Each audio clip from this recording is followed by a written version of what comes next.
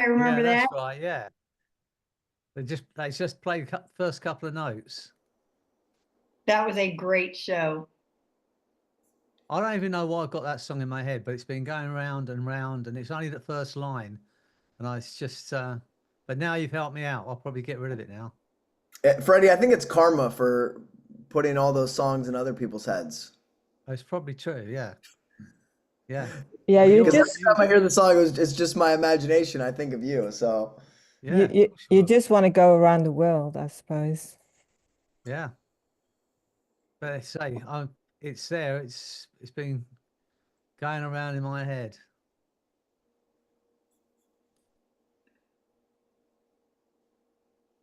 hi, Allison. Carmen's on. Hi, Barbara. Jasmine.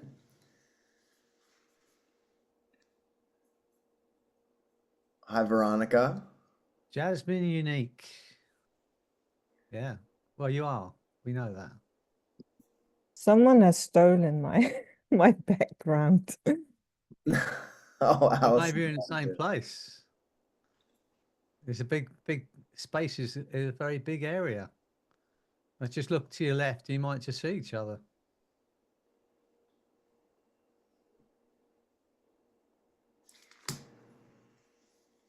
Well, what do you think, Freddie? Should we get started? There's a few people coming in. Give it a There few are more still minutes. people Anyone coming. got anything they want to ask or say about how you've been over this last week and what you've experienced since we've been working together these last few weeks?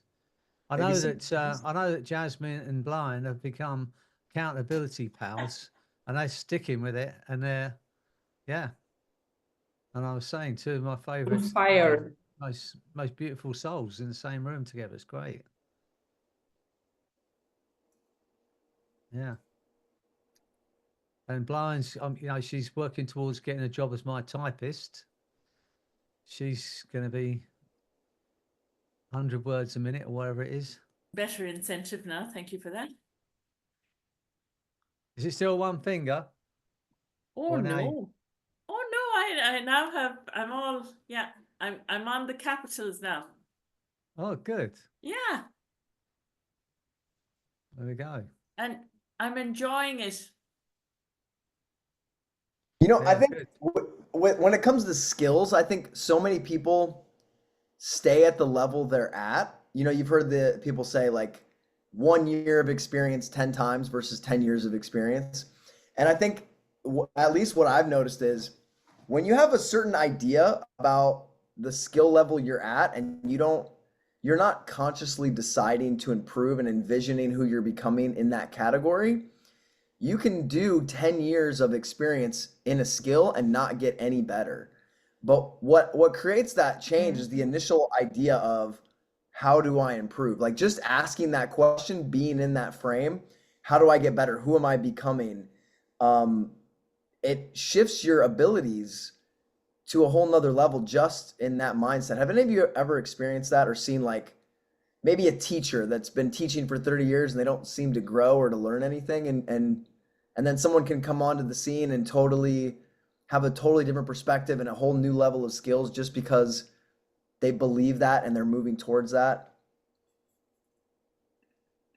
Well, I think we know, don't we, that what we believe either pushes us forward or limits us.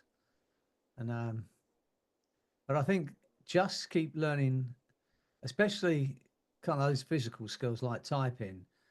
I'm playing the piano. I'm playing the piano, and I just love when something comes together and you've done it a few times and then you can get it. And sometimes just intros to songs. I've just been learning that song Against All Odds, the Phil Collins song. And it's just the beginning. And it's one of those intros. Once you hear it, you know it. It's like it's one of those ones that stick in your head. And I've just about got it together today. I could actually play it all the way through. It's really feels good, to do it. Still one-handed though. Yeah. How you get both hands working together, Dorian. that's something else. Dorian, did you have your hand up? Yeah, but I what like maybe 1.5 years ago, started doing yoga. In the beginning was really hard, and I have this teacher on YouTube, and she does well, she did a 30-day challenge every year at the beginning of the year. So there's 10 of them on YouTube. And so in the beginning, yeah, it was really hard in the beginning. I couldn't finish one session. And now I've done one, and then I think, oh, I could do another one. Yeah. So I That's do great. 2 in a row. Yeah, or That's great. something. Yeah. I think it's those micro habits. You just do a small amount and improve on it every day. And I think that's what Nick was talking about, wasn't it? And just keeping at it really. But when something comes together, and like you say, now you can do two sessions, or you can do more words per minute, Blan, or you play a tune for the first time. It's such a great feeling of satisfaction and learning. And I think it's just it just does our brain and our soul good to keep learning stuff. Yeah. Well, let's get started here. So we wanted to leave a little bit of an open frame this week for you to ask some questions and to share what you want out of this. So I've got a few exercises that are kind of built around belief shifts that we can get into. We both got all kinds of stuff we can do this week, but I wanted to hear from all of you. What is something you're dealing with, something you want to overcome, something you're working towards, so we can really structure this for you. And if you don't have anything, we've got plenty of stuff. So does anyone want to share? And remember, the squeaky wheel in this room gets the grease.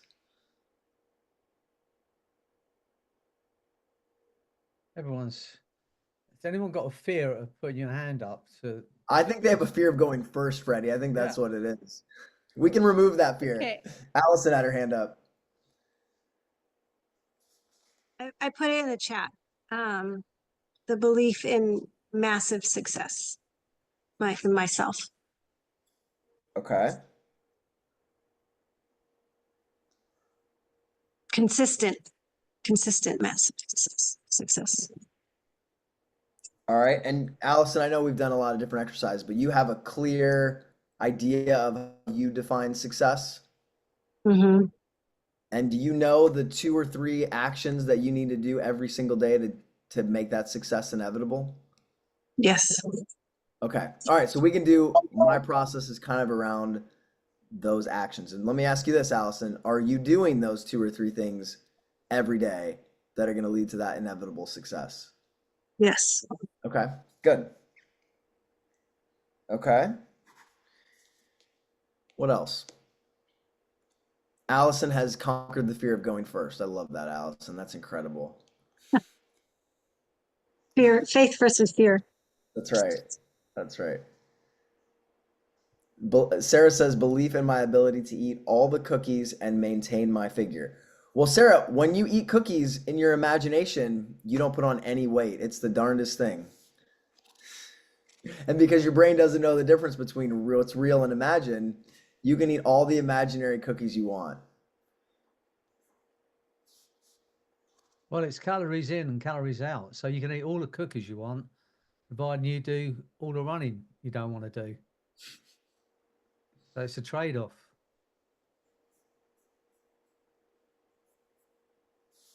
I think maybe the thing is to eat a whole jar of cookies, make yourself really sick, and that'll do it. Just do it once. Just get over it, and you won't want to do it again.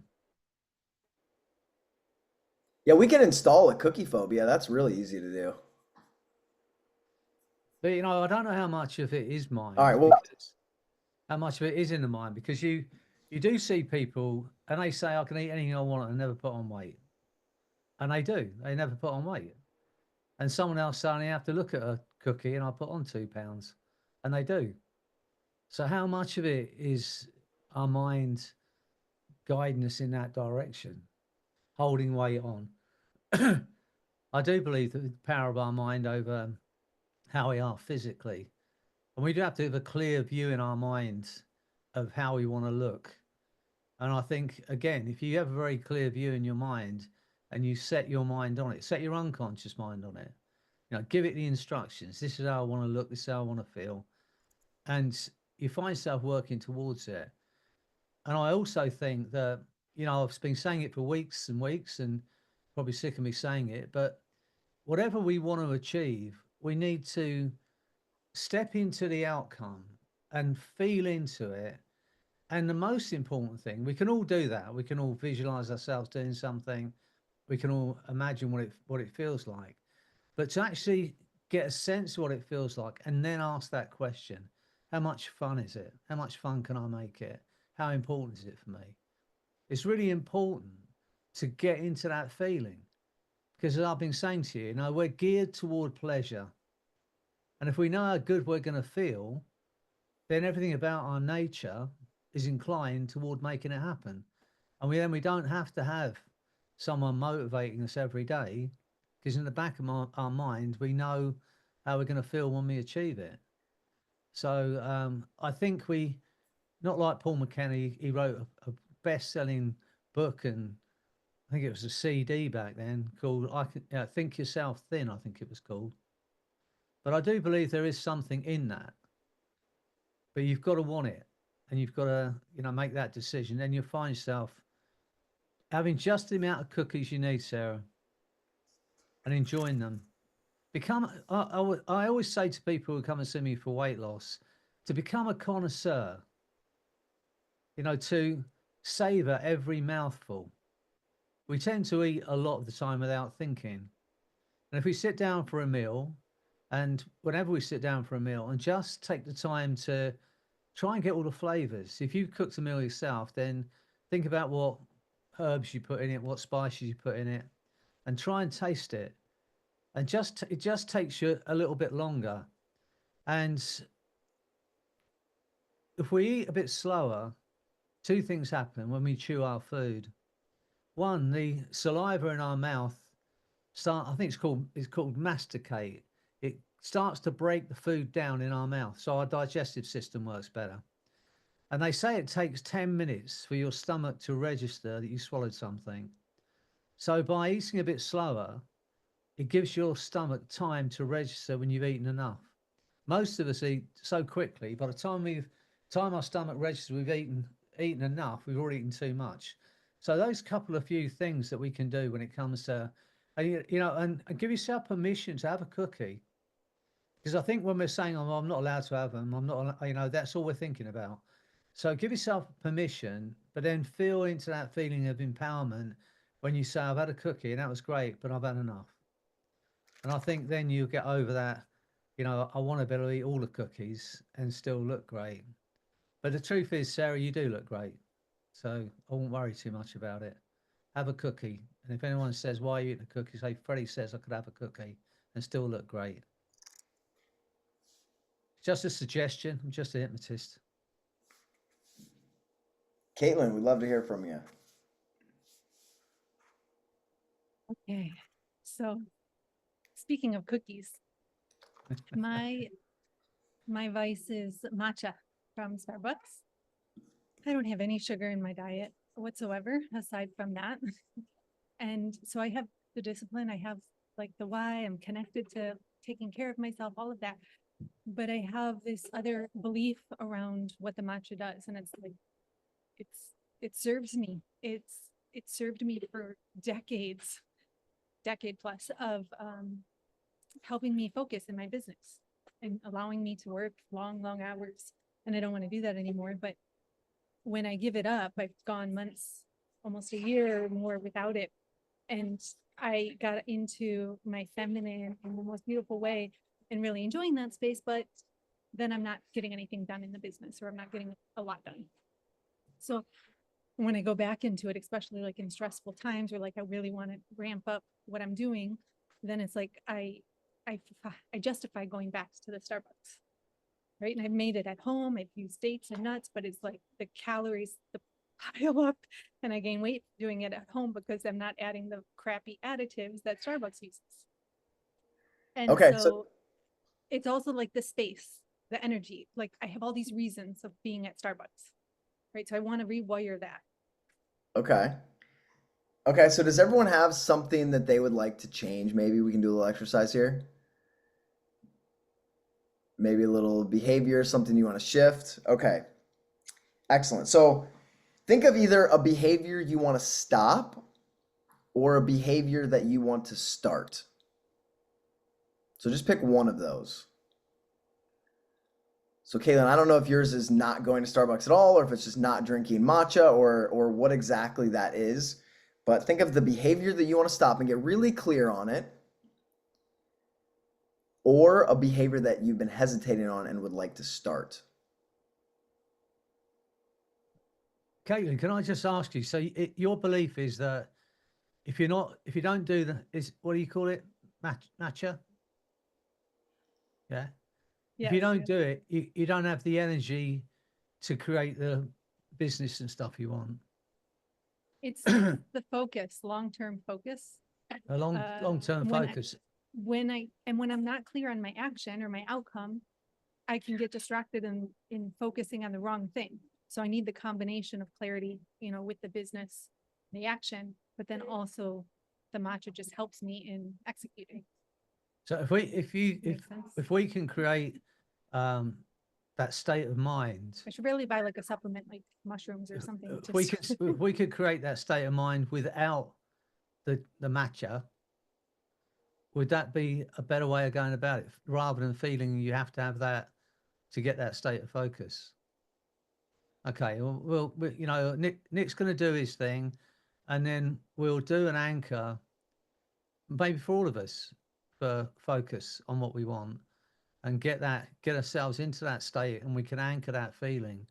So if you ever feel that you're being distracted, you need to come back on point, you better bring yourself back to it. Perhaps you'll do that as an experience later on. Excellent. Well, I'm looking forward to that, Freddie. Okay, so everybody's got a behavior they want to stop or start. Yes? Does anyone need help with clarifying that? Okay, so has anyone read the book Sleight of Mouth by Robert Dilts? I would highly recommend this if you're a coach or a hypnotist of any kind. It's really good.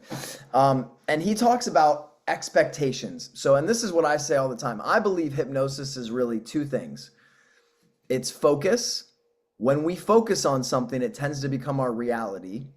And expectation. What we expect to happen, we tend to move towards. And so if you have a behavior that you want to stop or something you want to start, the reason you're not stopping or the reason you're not starting is because you don't expect to have the pleasure or the payoff from starting it or stopping it. And so the likelihood of that payoff is, it's how great the payoff is times the likelihood of it. So how likely is this action to lead to the outcome, and how big is the payoff if I take this action? So if you're not doing the things every day you need to do to move your business forward, it's because you may not believe that your action is going to lead to the payoff, or you may not believe that the payoff is big enough. So if you really expect what you're doing is going to lead to the outcome, and the outcome is something you really want, you would just naturally do it. There may be a subconscious belief here about what you're expecting to happen in the meantime that is stopping you. Is everyone on board with this? So let's take a moment. We're going to do a little exercise here. I want you to look at what you're expecting to gain from this behavior, or what you're not expecting to gain from it. Because when you get clear subconsciously on it, oh, I actually don't think this is going to work. I know somebody told me it's going to work. I feel like I should do it, but I don't have the motivation to do it because deep down, I don't actually expect it to work. So we're going to look at our expectations here and how big that emotional payoff is for you. So take a moment. I actually write down exactly what the behavior is first. And then once you do that, take a moment to get situated here.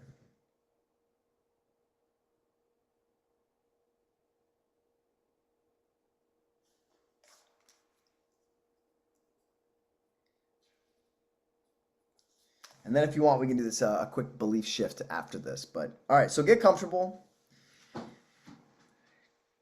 Whatever you do, don't go into a deep trance. Just stay in a light level of relaxation while you're not going into a deep trance. Just feel into the space around your body. You may yawn or shift as you get even more comfortable. Still really trying not to go into that trance yet. Noticing a sense of comfort and ease naturally flowing through you. Setting an intention to connect with all of your unconscious resources, accessing the full operating system that is within you.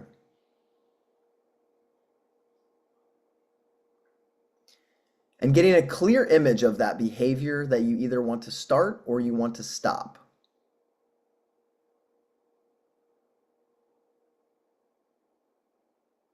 And when you have a clear representation of that, just ask, what is the payoff from this behavior?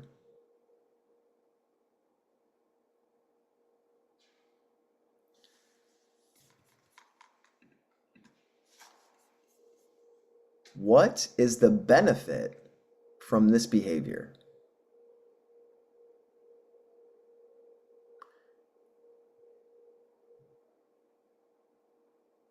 You may say it other ways. What is the outcome, or what is the positive intention?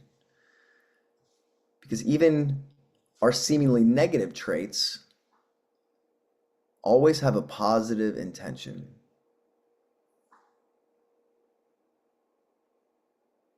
And once you're clear on what that payoff is, ask yourself this: how likely is that payoff? What is the likelihood that that behavior leads to that outcome?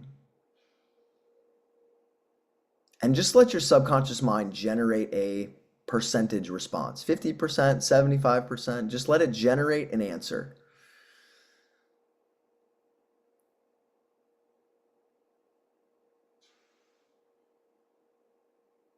Is that behavior really getting the outcome that you want?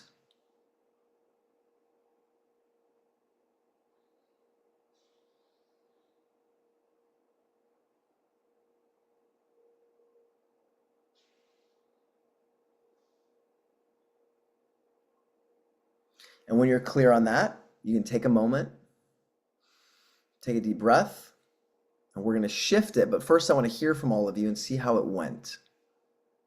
So getting clear, does that action get the outcome that you want? And what is the likelihood of that?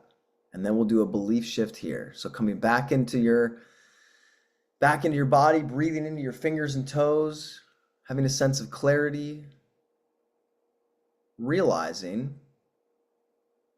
what's been driving you. All right, so I'd love to hear from some of you. Is the outcome getting, or is the behavior getting the outcome that you want?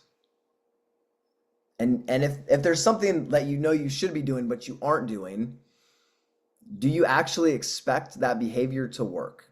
If you don't expect it to work, you're probably not doing the thing.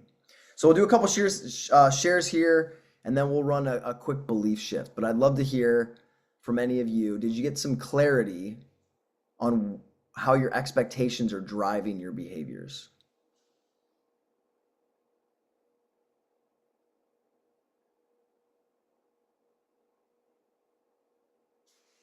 Who wants to share?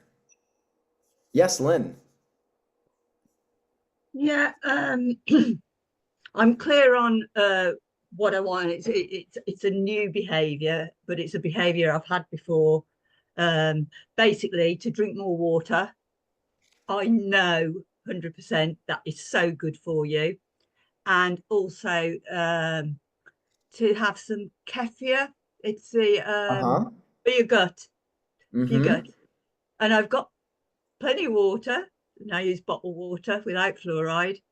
And I got plenty of kefir, and I usually have it with a yogurt, a natural yogurt, Greek yogurt. And I don't do it.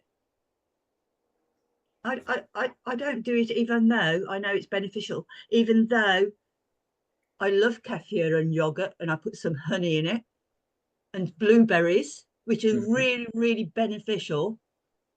And I don't do it. It was a while ago, one of my aims to drink more water and to get the microbiome going. And I was doing it. And then I stopped. And then I occasionally do it if I think about it. But Do yeah, you I don't. do you I'm not a actually very. Go on. do you actually believe and expect that it's working? I know it would. Yeah, definitely it would work if I did it, because the benefits are amazing. You're completely hydrated. I drink loads of coffee. Decaf, though, it is decaffeinated, so I think it does count towards your hydration. But yeah. And even taking my tablets, I hate taking my tablets as well. That I have to. Is there any downside to drinking the water and taking whatever it is you said you're taking? Is there any Sorry, downside? Okay, I found I this don't anyway. think. Was there any No, downside to drinking it's the just that water? I. That's my She said she's taking. Is there any downside? that's Check it my out. that's my Siri's just kicked in. I was wondering what that Yeah. was. Yeah. It just kicked in. It's asking the question again. Yeah, so that's the question I would ask is, what is the downside to that? If there is none, why are we not doing it? I had a conversation with Jasmine the other day about exactly kind of about this really, is that we always kind of go to the outcome. We always go out into the future, go to the outcome, feel what it feels like. And I think this is Jasmine's idea, not mine, but it's a great idea, is that we're missing actually taking our clients through the journey, the pain part of it, whatever that pain might be towards getting it. And then so that if we experience what the pain is and we know that we can survive it, because like most things, it's like fear, isn't it? All the time it's hiding in the shadow and it seems much greater than it is. We drag that anxiety into the light and it shrivels.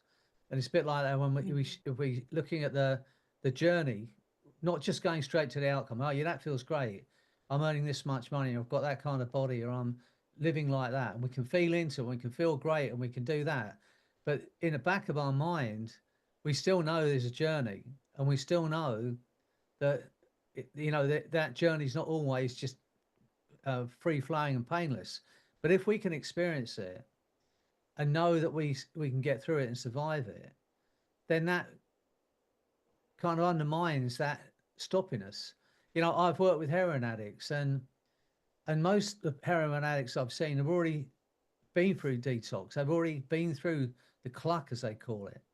So they know they can do it. They know it's painful, but they know they can do it. And once you've understood that, then it's not. And you remind people you've done it once or done it twice, and you've survived it. That fear is not the same as if you've never experienced it. But if our clients, if we don't give our clients the chance to experience the pain of getting to where we want to go, then it's easy to avoid it. It's easy to ignore it. Does that make sense to everybody? And maybe Jasmine, you can explain that better than I've explained it, but it made No, you sense.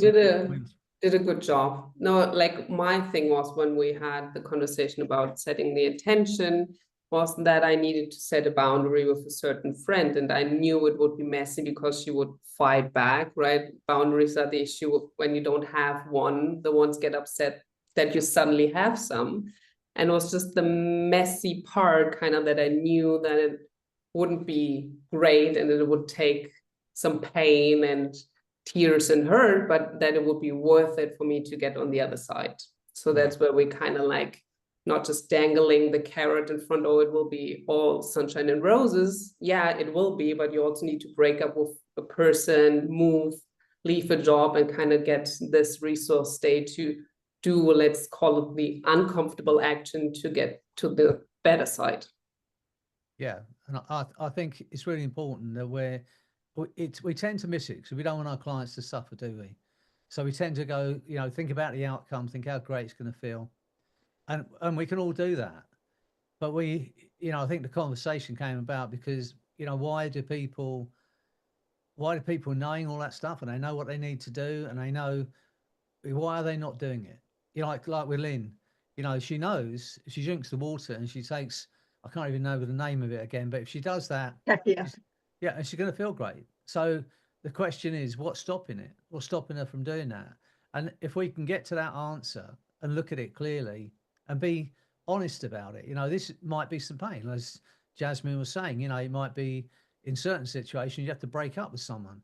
You have to do the painful thing, and it's going to be messy, and it's going to be painful. But if you experience it and know you can come through it, like I was saying with heroin addicts, they know they've been through it once, and even if they go back to the drug, they know in their mind they can do it again because they've survived it once.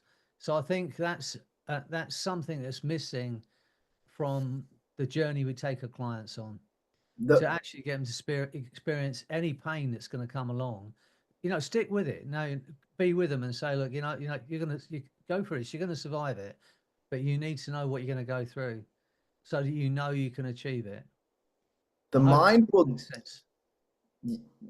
will do what you tell it to do, even if it's painful. So when I was doing a 10-day dry fast, I just visualized it. I imagined it. And I just kept telling myself I was going to go through that pain, but I knew there was going to be discomfort in it. And it was the same, when I was coaching wrestling and I this is when I started to get into hypnosis, and I would have my team visualize coming from behind to win, going through the discomfort, feeling the fatigue, feeling the nerves, and doing it anyway. And so I think when we're rehearsing, it's important to include that in there and to keep telling our mind, like, it's okay, we're safe here, we can keep going through the discomfort. And Jasmine, I love that what you shared, because I talk about that when we're having difficult conversations as well. Like it's very difficult for a lot of people because we don't want rejection. We're wired to connect and not to create turmoil.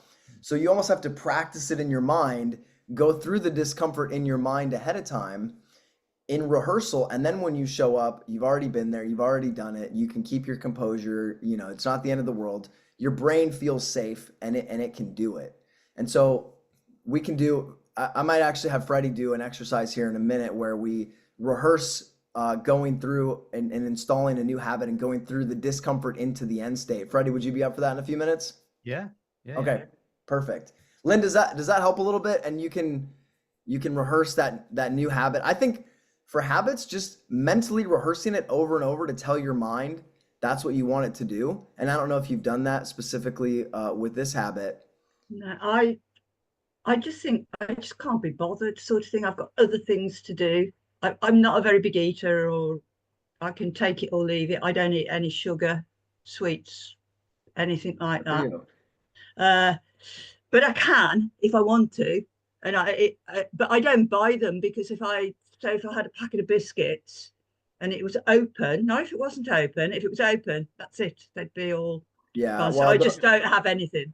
I think the fact that you say, I just can't be bothered, then the why is not big enough. Why do I want to do it? I think you've got to find that, because for anything, like you're doing a 4-day fast, or you're doing a 10-day fast, or you're doing any kind of thing which is a little, you have to think about, like drinking water 3 or 4 times a day until it becomes habitual. Any of those kind of things, unless you have a big enough why, it's I don't believe we're ever going to get there. We have to find that, and then if we can find it, then it becomes easier. We all have within us all the resources, the strengths, the abilities we need to create pretty much anything. Create the body we want, create the life we want, create the wealth we want. but we got to find a big enough why. And it's quite easy, isn't it, to talk ourselves out of it? You know, why would I want to do that? Well, who cares? You know, I just can't be bothered. And you know, my boys don't say it now, but when they were in their teens, they used to say, you know, CBA, you know, I can't be asked. And that was like their answer to pretty much everything. You know, why are you doing it? Well, I can't be asked, which, you know, in English terms mean I can't be bothered. You know, so it's just find a big enough reason. Why do you want to do it? You know, how many of you have had friends who, you know, are like 2 or 3 stone overweight, they get divorced, and suddenly they're on the market again. They shed that 3 stone as easy as anything, because now they've got to get a kit off in front of somebody for the first time in a long while, you know, and they think, no, I'm going to shed that 3 stone. You know, they've been struggling to lose it for weeks and months, but, you know, they're in that situation. There's a big enough why, isn't there? You know, and all of a sudden it's easy to do. So I think for all of us, and maybe that's the question we've got to ask, if we're saying to ourselves, I can't be bothered, or, you know, what's the point? We've got to rethink the why for why we want to do it. Especially what you're saying, Lynn, doesn't sound very difficult. You know, it's just about saying, why am I doing it? You know, and again, you know, I keep talking to you about unconditional self-love, because it's easy to say, who cares? You know, but if we're looking outside of ourselves for why we're doing stuff, that can always change. We do have to we have to do it for ourselves. We have to, you know, and know that we're worthy of doing it for ourselves. Then, as I said, I honestly believe all of you in this group, we can change pretty much any aspect of our life. Definitely within 2 years. You can pretty do anything in 2 years. You know, if you've got a goal, a financial goal, with all the understandings we have now, and AI, and people in this group, you know, like Jasmine, who's like an IT, you know, genius, and we've got Nick, who can work on your mind. We've got so many great people in this room, in this group we can reach out to. In 2 years, but you've got to say it's 2 years, and this is the steps I'm going to take. Why am I willing to work for 2 years to get that? You know, why do I want my body to be like that? You know, and if you can find that reason, and you say, I'm on this path, nothing's going to disturb, nothing will knock me off it. No one else, you know, anyone else's words. No, this is what I want. This is where I'm going. There's very, very little that we cannot achieve. You know, when it comes to our body, it's an organism. We know if we want to, with all the information we have now, we can build muscle, we can lose weight, we can put on weight. You know, a few things we can't change. Otherwise, I'd be taller. I'd have a lot more hair. But pretty much everything else we can change. It's just about saying, why do I want it? What's my reason for this? And if you can find that, then, as Tony Robbins says, if you can find a big enough why, you can always find a how. And we have all the information we need now and even with business, you know, and wealth. Now, you know, there's so many people out. Go on that Diary of a CEO with that Stephen, whatever his name is, Stephen Bartlett. The people he has on there are genius. But how many people watch that podcast, listen to that podcast, and don't take action? They don't follow up on the things that they're learning on there. You have within those podcasts, and with, you know, all the other things that are out there, you have every bit of information you need. What you're here for, and what we want to do for you, me and Nick, is get you into that mindset of understanding you're worth doing it for, and then saying, you know, this is what I want. And then we can do pretty much anything. You know, let go of any limitations that people put on you. Well, you're this age, or you're that tall, or you're that clever, or you're not that clever. Let go of all that stuff and go, what do I want? What do I absolutely want? And how badly do I want that? How good am I going to feel when I'm drinking an extra 2 glasses of water a day and I'm doing that? How good am I going to feel? Get into that, and then there's, you know, you'll find it in you, honestly. And we're going to drag it out of you this evening. You're going to get into that state. You're going to find what you want. And Nick's going to take you through this process. Then I'm going to give you an anchor for whatever it is you need to get there. to bring yourself back to that focused state of mind where no, nothing's going to detract me. You know, I'm on it, and we'll see. Honestly, I believe there's so much more we can get out of ourselves once we set our minds to it. And you're going to, 'cause that's why we're here. Sorry, Nick, I've been babbling on. No, that was perfect. So if we come back to, and this ties into exactly what Freddie was saying, you must believe that the payoff is going to happen.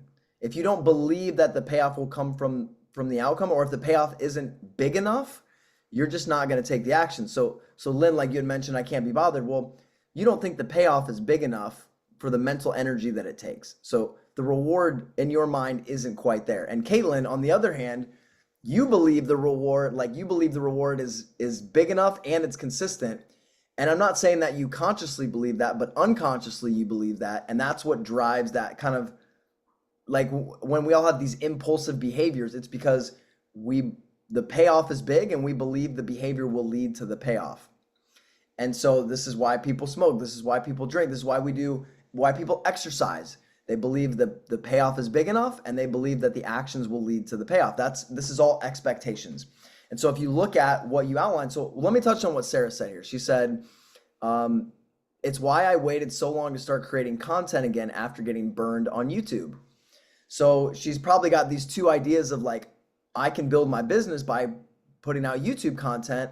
And then at the same time, she has this idea of, I got burned on YouTube once, right? Or I don't really know the story, but so it's these conflicting ideas.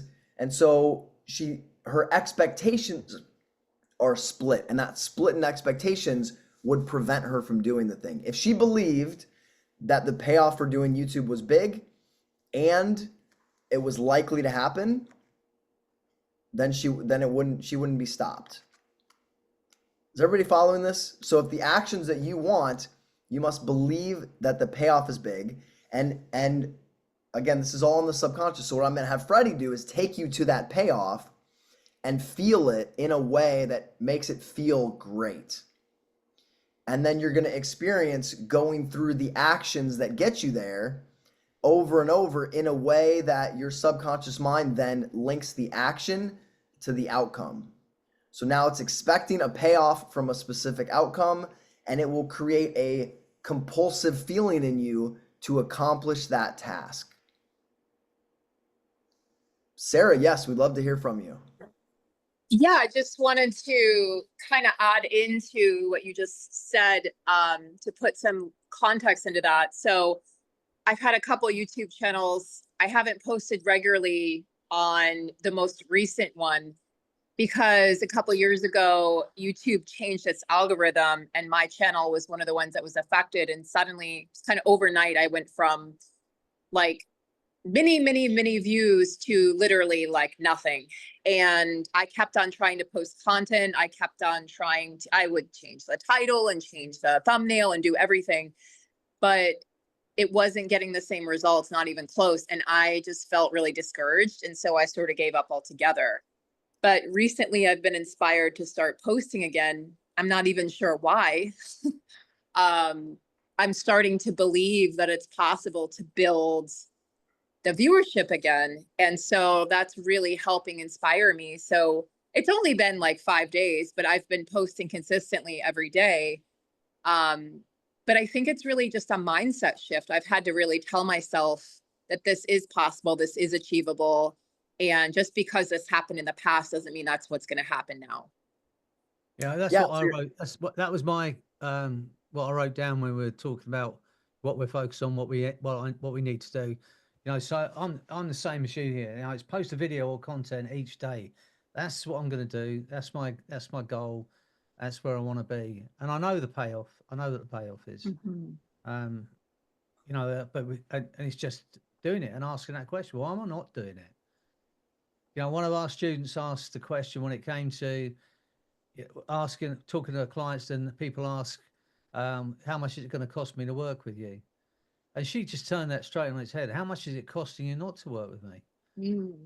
How much is it costing you to have that problem? How much is it costing you not to be able to do, presentations? How much is it costing you to not do those videos. You know, looking at it on a different way. We all tend to look at the pain that's going to come from it, from doing it. You know, instead of thinking about what's the cost of not doing it. And if we, you know, we should look at it from both sides. So some of us stick people, aren't we? And some of us carrots. You know, and we've got to decide, you know, what drives us. Is it away from or to? And if we know what kind of person we're, then we need to look at, you know, what it is. And if we answer that question honestly, then we get into that feeling. So whatever it is, ask yourself these questions. We all have the ability. Is the only question really is how badly do you want it?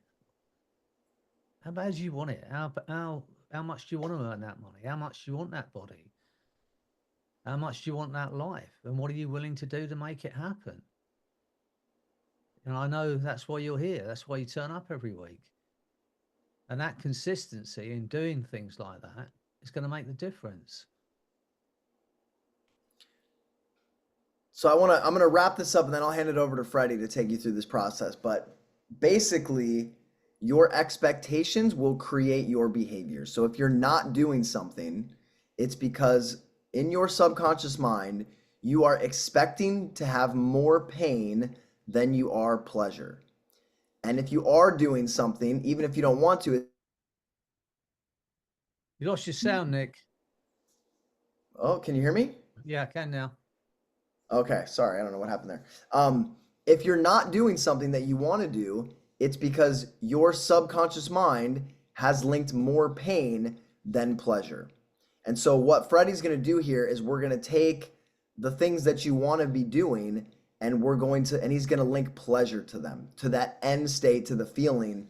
And Freddie, if you would you take him through maybe a couple repetitions of the process to link up that the behavior they want takes them to that end state? I'm not 100% what you mean, Nick, to be honest with you. I'll be Am I- honest. So I want them to link up that the behaviors why don't you do it? Because you've got a clear idea in your mind. I don't mind doing it, but I think you've got a much clearer idea of what you mean. And then when you get them into that end state, well, I'll take them back in and we'll anchor that feeling so they can get focused on it. Is that Okay? Is that all right with you? Yeah, I'm going to do a quick rehearsal process here and hand it over to you then, Freddie. All right, mate. Yeah. Okay, so if you want to get in mind what that behavior is that you want to do that's going to lead to the outcome that you want. And so, Caitlin, for you, come up with a replacement behavior for the matcha. So, Lynn, yours is pretty straightforward. You know, if it's drinking water and more kefir. Sarah, if it's putting out more YouTube videos, whatever the action is that's going to lead to the outcome that you want. Is everybody clear on that? You know those few things that when you execute consistently are really going to change your life? They're going to build your business, change your body, get you the things that you want? Okay. Good. So just get comfortable.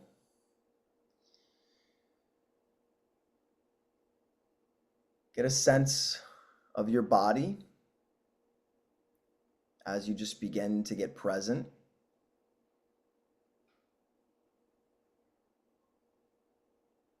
And this is just a process to tell your mind what you want it to do, to instruct your mind, which will instruct your body. And as you get situated, you can close your eyes and feel all of those muscles around your eyes just completely relaxing.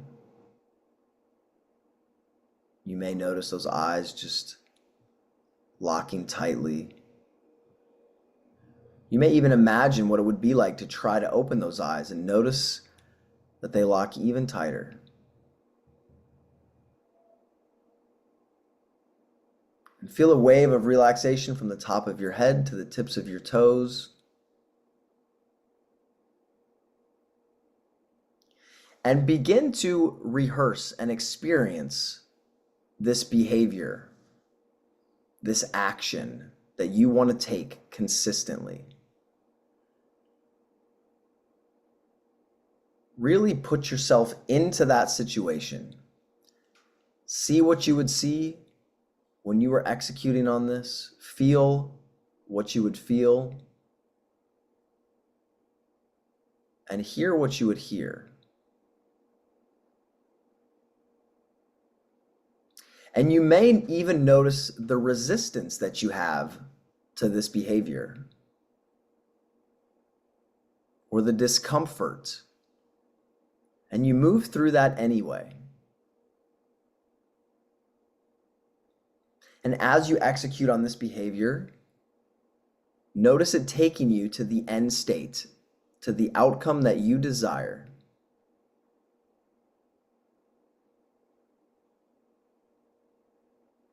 And feel the joy and the pleasure of that outcome.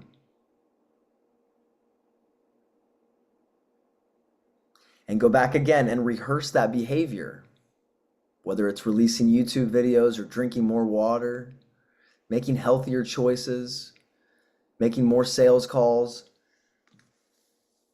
And notice the resistance to that behavior gets a little bit less. It's a little easier.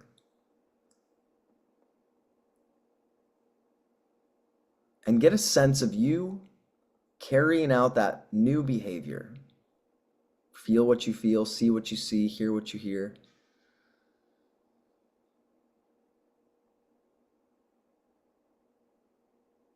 And even when it's uncomfortable, you execute anyway. And feel that behavior taking you to that beautiful end state. As your unconscious mind has now linked that behavior leads to the payoff that you want. And feel the joy and the gratitude of that accomplishment.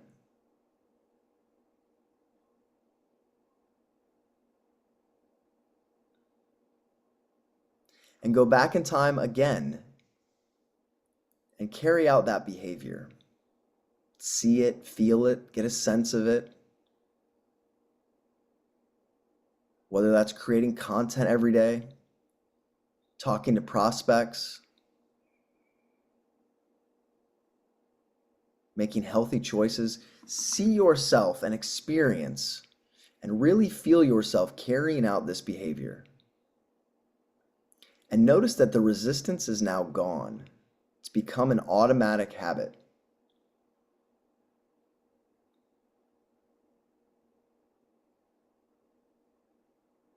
And get a sense of that behavior that you execute consistently, taking you to this outcome.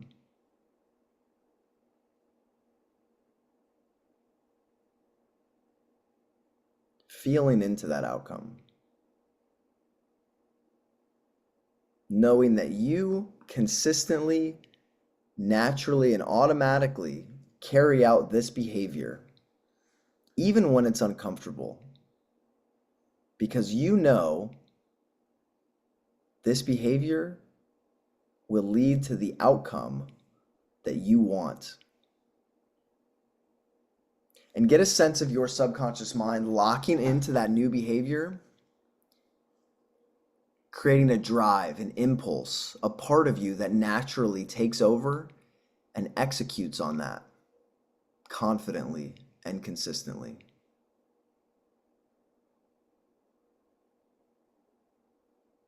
And when you're sure that your subconscious mind has locked on to that new behavior, in full expectation that it leads you to that outcome,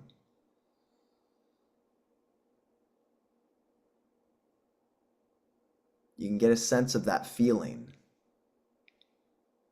that the changes have already been made. And once those changes have been made, you can feel into your body. You can feel clear and refreshed. And you will begin to awaken just enough for Freddie to take you even deeper in just a few moments. And your eyes may open. You may see all the smiling faces on the call. You take a breath. And as you breathe out, allow your eyes to close. Go even deeper back into that state. And go into that end state with all the emotion, all the resources, all the strength, all the focus you need to create that end state. And you know exactly what you need to do and how you need to feel to create that end state. You now know you can go through any of the trials to get there, knowing that you're strong enough. It's what separates you out from the majority of people who just dream about something and never achieve it. You're in that end state. You're totally focused. You're in that resourceful state. Breathe how you breathe in that end state. See what you'd see, hear what you'd hear, feel what you feel, say what you say to yourself in that end state. You've achieved it. That feeling of achievement, that feeling of empowerment, that feeling of confidence in knowing that you overcame something for yourself, something that had seemed hard to do and then became so easy. Step into it. And when you're ready to anchor that feeling, I want you just to put a finger and thumb together. And as that finger and thumb come together, feel that feeling locking into your body and mind. You can and you will create that life you want. You have all the resources you need, all the strength you need. And now you know how good you're going to feel. Everything about your nature's inclined toward it. You want it. You want that feeling of empowerment. You want that feeling of freedom, that feeling of success. You want it. As that finger and thumb are together, just think of one word that you're going to use to enter that state of focus and empowerment. And just hear that word in your mind. Feel that finger and thumb together. And from today, whenever you need to focus on your outcome, whenever you need to find that inner strength, to tap into all your resources, to create the life you absolutely want, you put that finger and thumb together, you hear that word in your mind, and you will instantly go back to this state of focus, empowerment, where you have access to all your inner strengths, to that vast warehouse of knowledge and skill and experience that you have. You can and you will create that life you want. Now you know how good you're going to feel. Now you know you have all the strengths to go through any trials to get there because you want it. There is not a force on this planet that can keep you from creating that life. How incredible are you? And go over it with your unconscious often as you need to know that you can and you will create that life. Have that life you want, the success you want. Only when your unconscious mind knows and has made those changes at a molecular, cellular, neurological level and allows the conscious mind accept the changes made. Because in a moment, I'm going to count to 10. And every suggestion that Nick and I have given you, your mind and body will act upon without hesitation. It's now your reality.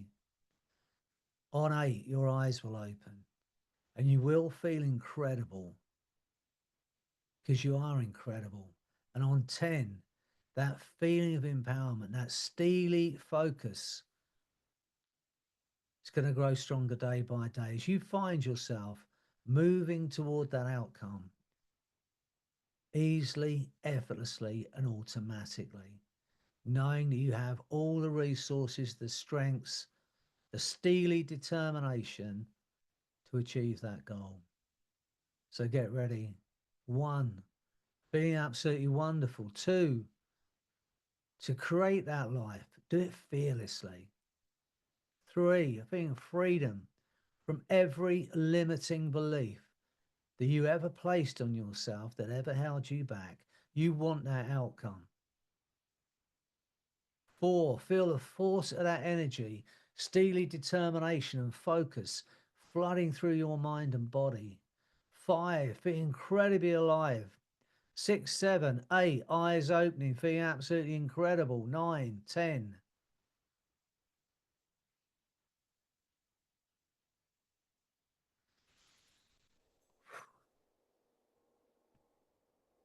That's right.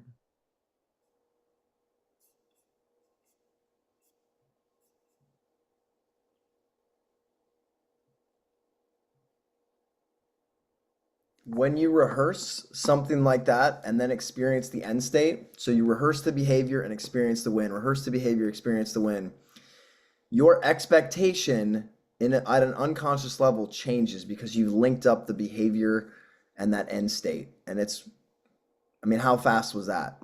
You can just tell your mind exactly what to do, rehearse the behavior, experience the win, and it will link those up and it will carry it out automatically, just like it will from today's exercises. How's everyone feeling? Good. Diana's back in the room. Good. Back in the Zoom.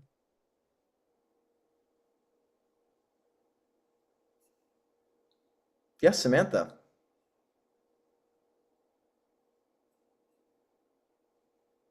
Hi, thank you for that. That was fantastic. I just returned from a 10-day meditation retreat where I was meditating for like 12 hours a day called Vipassana. I definitely recommend it. And I would like to know the name of that book that you were talking about. This one's Sleight of Mouth. Sleight of Mouth by Robert Dilts. Thank you. And we'd love to hear more about your Vipassana experience. Yeah, so That sounds intense. Nose? Oh, it was very intense. It was definitely an experience that I recommend that everyone should partake in at least once in your life, doing a 10-day. It's called Vipassana. Starts with a V, Vipassana. Vipassana. It's worldwide. And talk about hypnotist. They have a great setup, a really awesome structure. It's really well done. They don't call it hypnosis, but it is very much programming your mind, and it's really well done. And right before you go to sleep, you have a lecture, which is stories on stories on stories, which, as you know, that is hypnosis. And then completely like for a good maybe 30 minutes of embedding commands. You are bound to succeed. You are bound to succeed. You are bound to succeed. It was impressive. I am really grateful that I had that opportunity to go. I have been wanting to go to a Vipassana 10-day since 2017, and everything lined up. I got a phone call the night before and they said, "You're off the wait list. You can come." Put a whole bunch of clothes in my bag, got in my car the next day and just drove, and it's noble silence. So there's no eye contact with people. There's no talking unless you want to meet with the teacher assistant, which is this person that's meditating in front of the class, which is separated by male and female. So you can meet with them for 5 minutes and have a discussion. So I met with them every single day. I was like, I'm definitely going to talk to somebody here. And I'm a hypnotist, excuse me. Where on earth were you? So it's called Vipassana. Vipassana.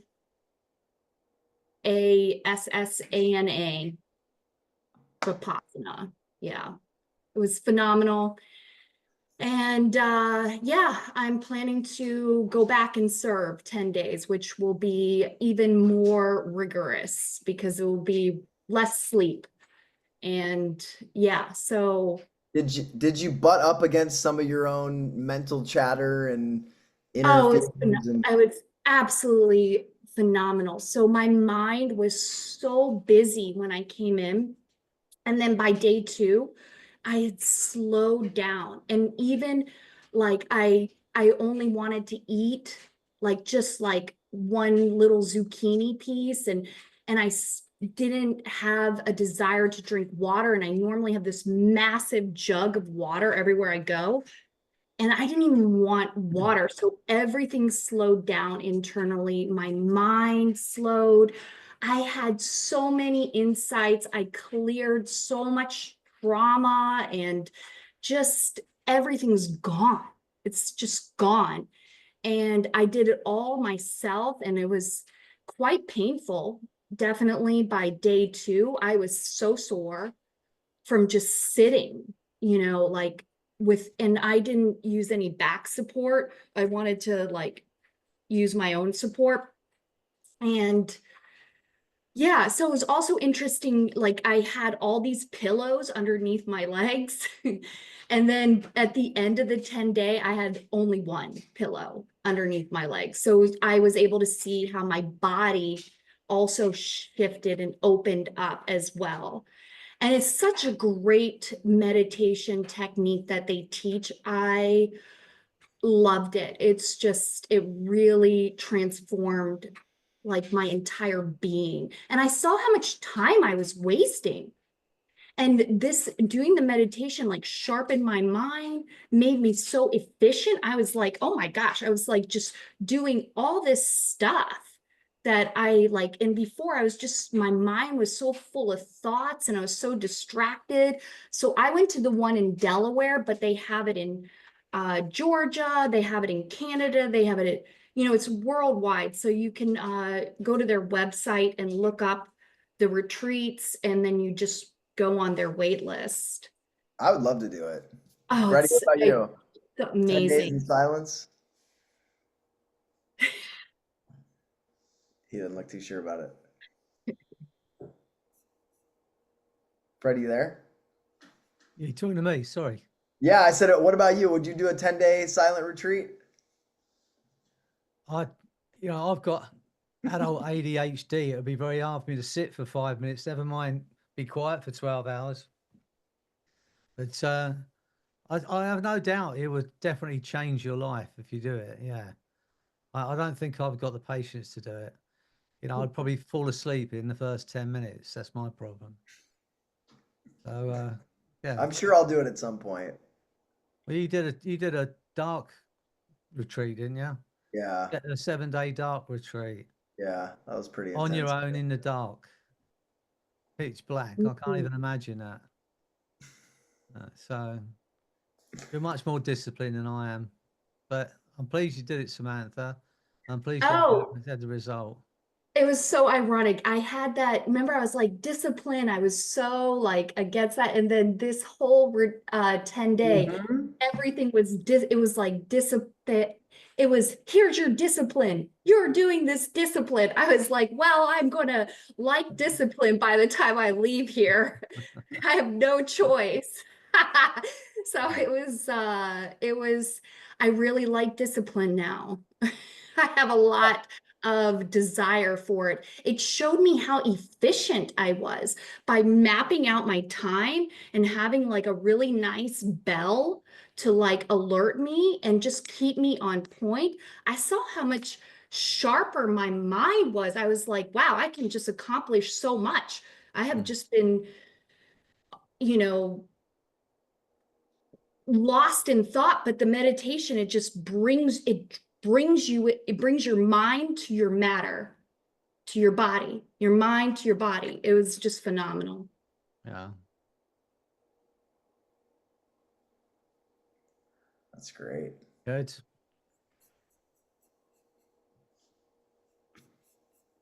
Well, I hope you all enjoyed it today. It was fantastic. Thank you. Just, and remember to use that anchor when we get distracted. He's thinking about other things, start scrolling, whatever it is that takes you off your path to going where you want to go. Bring yourself back with that finger and thumb together. Remember your word and bring yourself back into the state and focus. And if we do that, really, there's very little we cannot do. And when you're doing it, I remember there was a film years ago. It's called The Great Escape. I think it was back in the 1960s or something with it was the guy on a motorbike, Steve McQueen, and it was about a prisoner of war camp. And he gets out and he gets a motorcycle and he's escaping, and jumping over these barbed wires on his motorcycle. They catch him in the end. But while he was out, all the people in the camp were watching it. And for that period of time, they were free. And because there was one person doing something, taking the risk, and escaping from that prison. And I often think when we're out there and we're going through that bit of pain ourselves, and we're pushing the boundaries, and we're not just dreaming about stuff but doing stuff, I kind of feel like Steve McQueen on that motorbike. Everyone else is there's so many people just dreaming about doing stuff and watching and not taking the action. So when you are taking the action, you're going through that bit of pain or going through those trials, getting to where you want to be. Lynn remembers it. She's probably a Steve McQueen fan, I'm sure. But that's how I feel we are when we're making an effort. Don't even use the word effort, but we're taking action to do what we want to do. And if we do it consistently, this is like being Nick's kind of mantra. If you dig into all the things he says, it's about being consistent. Persist until you succeed. Is that Nick? That's it. And it doesn't have to be, without any great effort. It's like, as I was saying, it's like playing a piano, just doing 10 minutes every day, or doing your typing line. If you just take that time out every day, you improve. Every day you're rewiring your brain towards achieving the next step. And it doesn't, but if you look at the whole thing, I've got to learn this song, it's fast. But if I think, no, I'm just going to learn the intro, and then I'm going to learn the verse, then I'm going to learn the bridge, and then you do it and you put it all together, then it's easy, it's bite size. Whereas if you think about the whole vast thing, we never end up doing it. So I think by being persistent, to putting words like effort out of your mind, how much pleasure is it going to be to achieve my goal? How good am I going to feel at the end of that? And that's what drives me.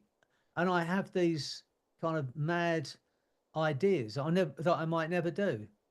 Like, at 73, purely because I know it's going to make my son cringe, would have a photo shoot with a defined six pack. That just see the look on Anthony's face. Things like that which drive me and make me smile and make me think like that. But it's a good enough reason to do it. So anything that makes you smile in that end state. How much fun is that going to be? How good am I going to feel? How good are you going to feel, Alison, when you create that massive business that you want and have achieved it? That feeling, how good's that going to be? But it's there because, as I said, there's never been a better time in the history of mankind where we've got so much information, and we don't have to reinvent the wheel. We just have to look at someone who's already doing it and just model that person. Write down to what they're thinking, the way they think. That's what you got to do. How do they move? How do they think? Yes, you've got the techniques and you've got the plan and the protocols to get to where you want to go, but we can all know that stuff, but if we don't take action on it, so get into the mindset of those people that you're modeling as well. How do they think? What's driving them? And then take it on board ourselves. We could pretty much create anything. I honestly believe that. And I know that's what, you know, I know you're here. Not all here for the same reason. Some of you, you know, got financial goals. Some of you got emotional goals, spiritual goals.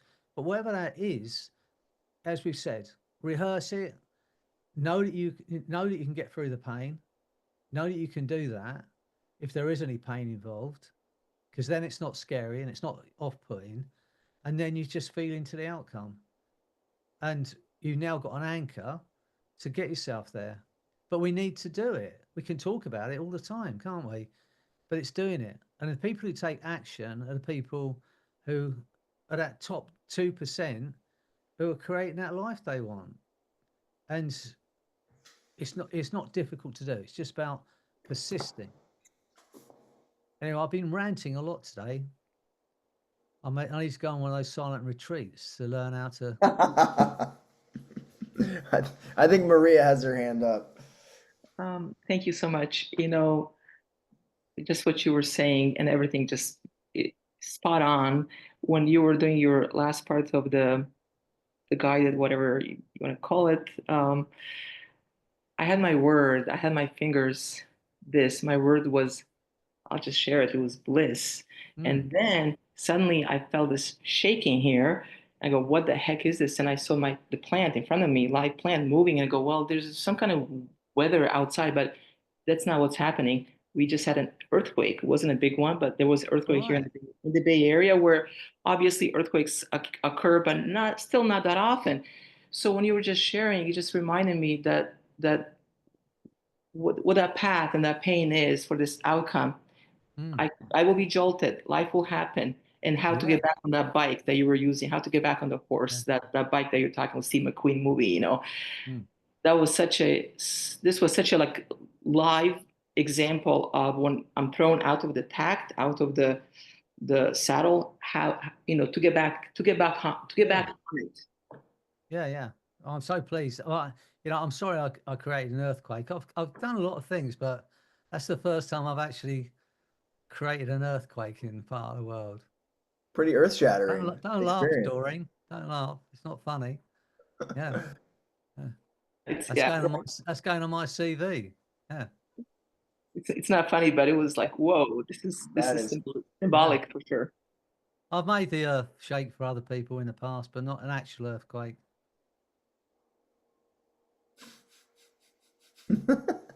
Bye, Lynn. See you later. Thanks for sharing, Maria. Great to see you all. Thank you, Nick. Thank you, Freddie. Lovely to see you. Our pleasure. Apologies for being late. We were trying to wait for you, Diana. Well, that's very kind. I hope I didn't miss too much. Not too much. Nick and I will be creating a 7-day retreat, which will involve all of that silent meditation, hypnosis, earth shaking, you know, change work. It'll be phenomenal. Earthquakes. Exactly. All right, I'll see you all later. Bye-bye. Good weekend. Great to see you, Martin. See you next Thanks for week. being here. Bye. Take care. Bye.